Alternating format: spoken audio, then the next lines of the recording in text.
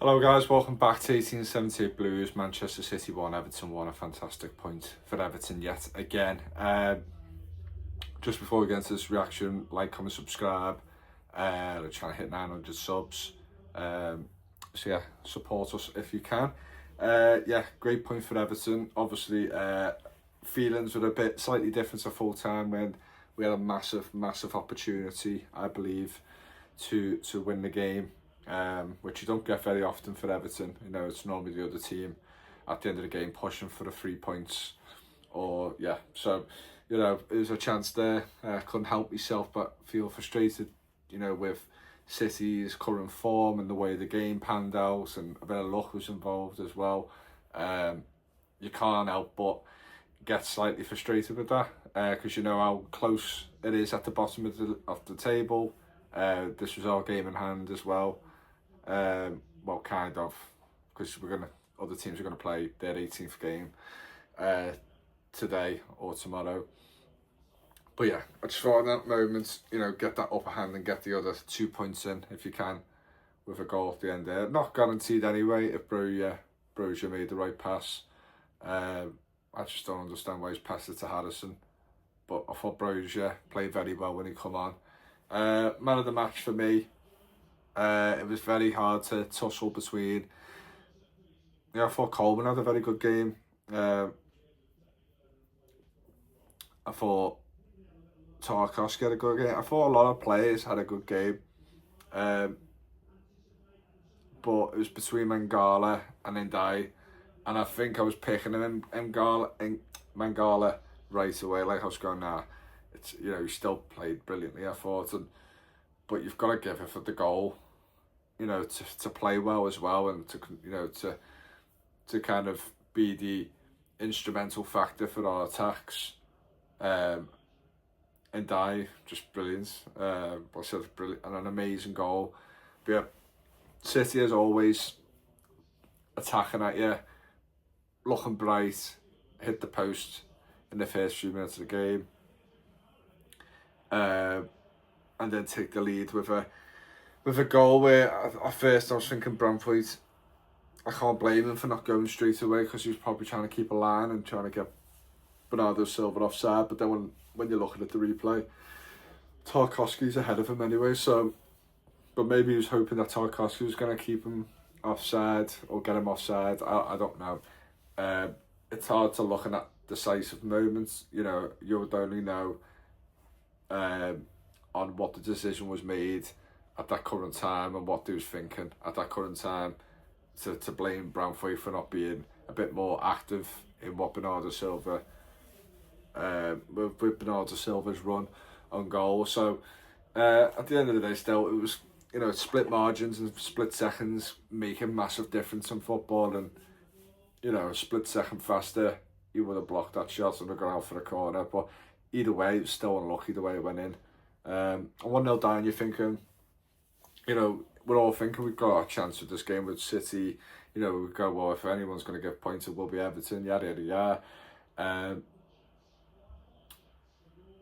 But at the same time, you're going, and it's 1-0 up, and you're going, you know, it could just easily be 4-0 here, 5-0, and like I said, we've all underestimated today. But then at the same time, you go, well, they've taken the lead in a lot of games, Man City, and they played very well in a lot of these games, just defensively. They've been awful. Just there that they, aside from a team in the Bundesliga, 16th in the top 5 leagues, City have conceded the most goals aside from them. So you always still think you've got a chance, despite how bad the attacking play is for Everton, and the goals are very short.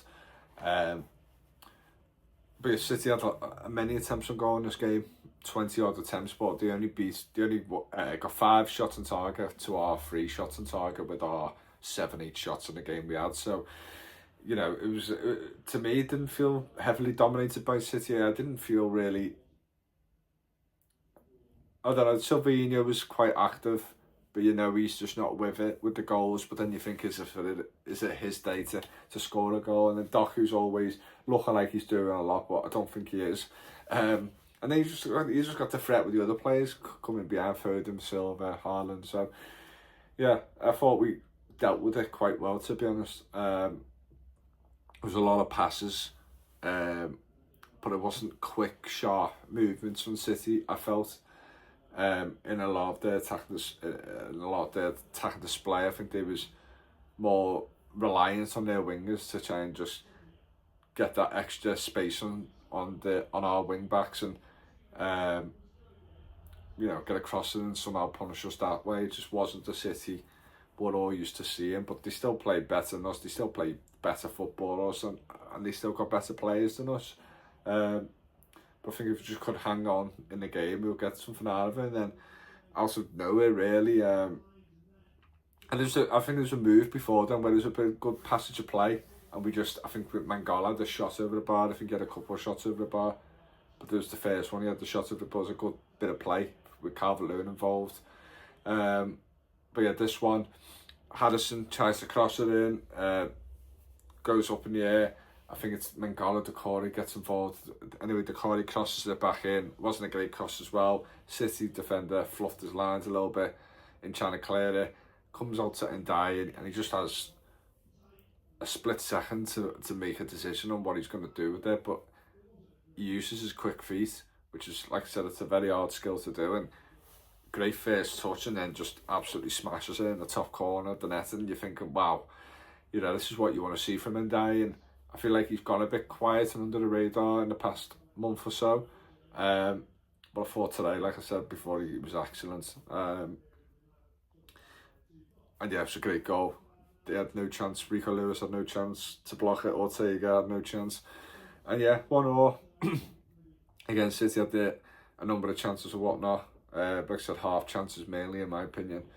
Kovacic smashing one just past the post. I thought that was in, to be honest. But yeah, going to the break, fantastic. Then come out, pretty much the same kind of start of the game, and then Mykolenko makes an absolute daft decision. In them moments, I really don't understand it. You can give a free kick away because at the end of the day, City are good on the ball and then off set pieces as well. So, whatever decision you make in a game, City are going to be right there with you, and I could punish you any way possible. So, despite the form that they're in, but you don't give them a chance in the penalty box, especially 1-on-1. And listen, any other day, Haaland puts that away. Coleman tries to disrupt him. Pickford does what he does, and yeah, it's a save, and it's more of a safe because he hasn't scored in 3 games at the Etihad. At the Etihad, he's gone safe with his penalty. Haaland, where if he's confident and the team are confident and everything's going well, he's smashing it in the top corner, but he didn't. And yeah, got a bit of luck as well with they got a little bit of luck where they come out to Bernardo Silva, I think, who lobs it back in, and then Haaland finishes it off, but luckily he was offside. It was typical Everton that to have a great moment like that and then to have something spoiled for us. So luckily, luck was on our side in that moment, and yeah, just carried on with the game. Even if I think they went 2-1 up though, I still think we have a chance, just the way the game was panning out. But still a ridiculous moment to give a penalty away. I thought he handled Savinho quite well, for the qualities of Savinho. I thought he did a lot right with his game today. Mykolenko, in that moment, you just can't go in the way he did. I don't understand. You in any other occasion, if let's say City are on top of the league or whatever, and everything's going well, and then you got a chance and somehow in a game with City, you just don't give fouls like that away. It's just ridiculous to me. He was very fortunate we didn't go behind in that moment. What was I going to say? Yeah, I mean, just carried on doing what he was doing. Calvert-Lewin was... It was like 50-50 performance to me. He won a lot of his aerial battles. The odd hold-up play was alright. When he's running onto balls down, we know that's not his strength anyway, but I just think it's terrible to be a Premier League striker and you don't have that as a strength, to can't run with the ball. Like, just a basic skill in football to run with the ball. He always looks uncomfortable when he runs for the ball, like he's just about to twist his ankle or run over the ball. That's what it always feels like. And so his first touch at a few occasions were just diabolical. There's no excuses for it, and he should be really, really, really, you know, being hard on himself. He should really be hard on himself with that, because you expect better still. You just expect better. There's Championship League One players who can run with the ball better than them up front, and then people still go on about Calvert-Lewin like he's got something about him, and he should be going to these bigger clubs than us. I don't understand why, but he went off, Broja come on, and in the first 10 minutes or so in the game, we was playing exactly how we were playing if we had Calvert-Lewin up front, and Bruce, a totally different player. So I was getting a bit frustrated with that, because I'm thinking, well, we've now lost someone who could do the aerial work. Yeah, we've got someone who could run on the ball, but we haven't had many chances running forward.